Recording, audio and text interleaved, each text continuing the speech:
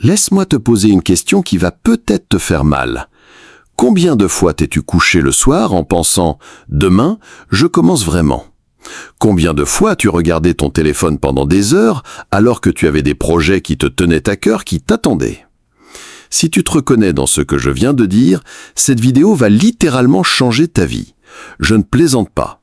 Dans les prochaines minutes, je vais te révéler la science exacte derrière la procrastination et te donner une méthode concrète, testée par des milliers de personnes pour enfin passer à l'action. Mais avant ça, abonne-toi et active la cloche de notification parce que ce genre de contenu qui change vraiment la vie, j'en publie chaque semaine. Tu sais ce qui est fascinant ? Nous vivons à une époque où nous avons accès à plus de ressources, plus d'informations, plus d'opportunités que n'importe quelle génération avant nous. Et pourtant, nous n'avons jamais été aussi paralysés par nos propres ambitions. Tu veux écrire ce livre qui trotte dans ta tête depuis des mois. Tu scrolles sur Instagram à la place. Tu veux enfin te mettre au sport pour retrouver cette confiance en toi. Tu regardes une série sur Netflix. Tu veux apprendre cette compétence qui pourrait transformer ta carrière. Tu te retrouves à regarder des vidéos de chats sur TikTok. Et le pire dans tout ça, c'est que tu te dis que tu es paresseux. Tu penses que c'est ton caractère, que c'est qui tu es.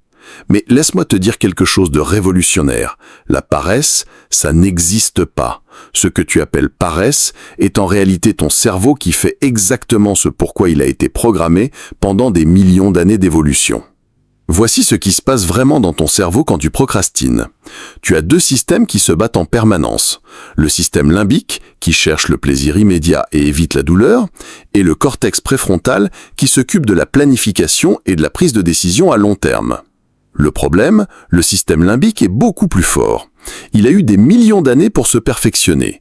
Quand tu penses à commencer cette tâche importante, ton cerveau limbique crie « Attention, danger, cette tâche va demander de l'effort, de l'énergie, et tu pourrais échouer. Fais plutôt quelque chose de sûr et de gratifiant immédiatement. » C'est pour ça que regarder une série ou scroller sur les réseaux sociaux te semble si naturel.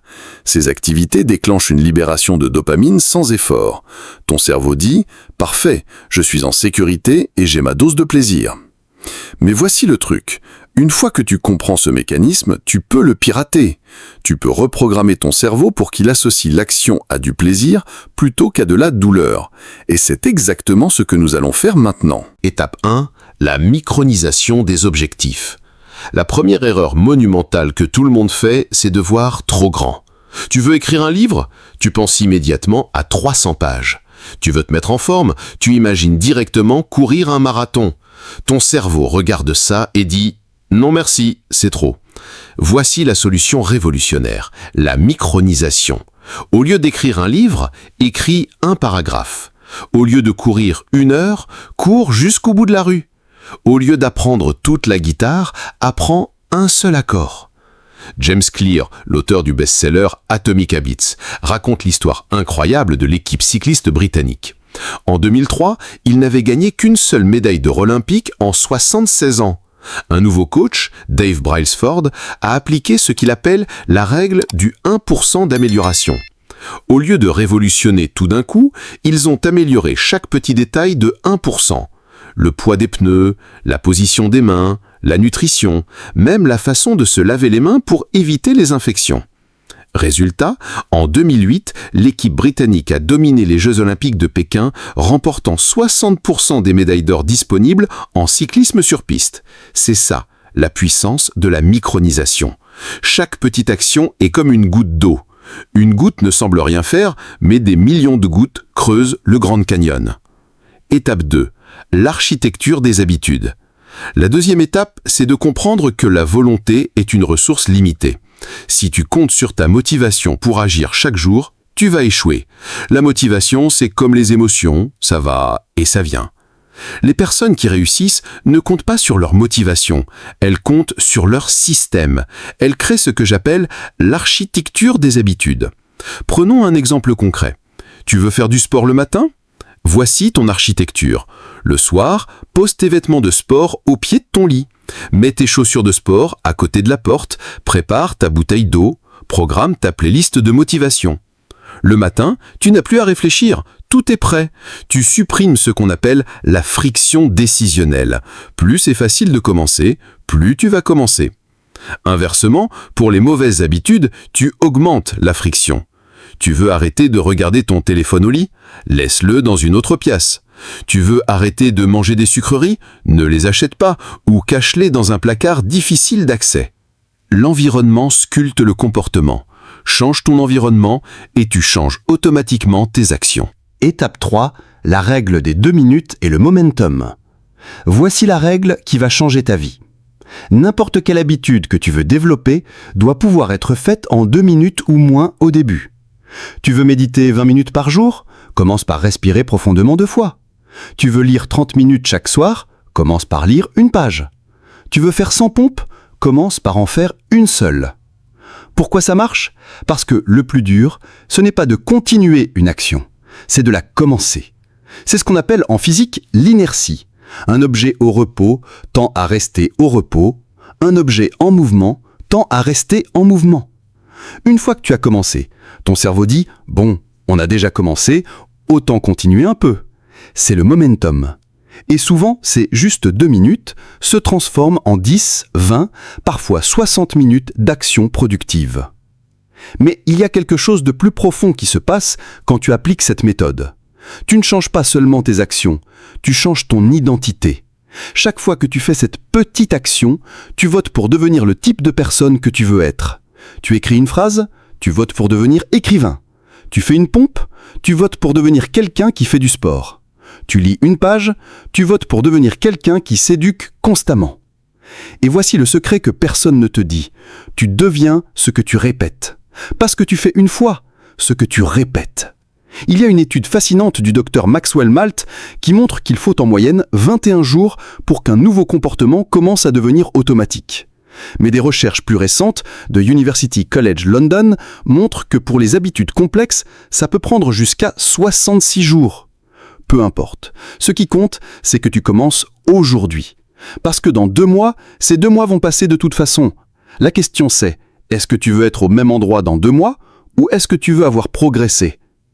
Maintenant, soyons réalistes. Tu vas rencontrer des obstacles. Tu vas avoir des jours où tu n'auras pas envie. Tu vas parfois échouer. Et c'est normal. C'est même nécessaire. Voici les 3 obstacles principaux et comment les surmonter. Obstacle 1, je n'ai pas le temps. C'est le plus gros mensonge qu'on se raconte. Tu as le temps. Tu passes probablement plus de 2 minutes par jour à regarder ton téléphone, sans rien faire. Le problème, ce n'est pas le manque de temps, c'est le manque de priorité. Quand quelque chose est vraiment important pour toi, tu trouves le temps. Obstacle 2, je n'ai pas de motivation. Parfait. Tu n'es pas censé avoir de motivation. La motivation, c'est pour démarrer. L'habitude, c'est pour continuer.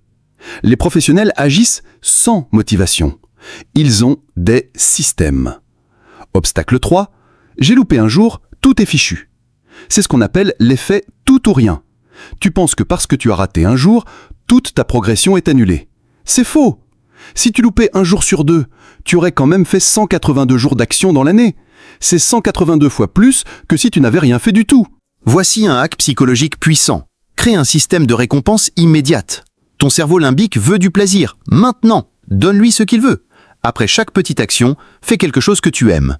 Écoute ta chanson préférée, fais une petite danse, coche une case sur une liste, envoie un message à un ami pour lui dire ce que tu viens d'accomplir.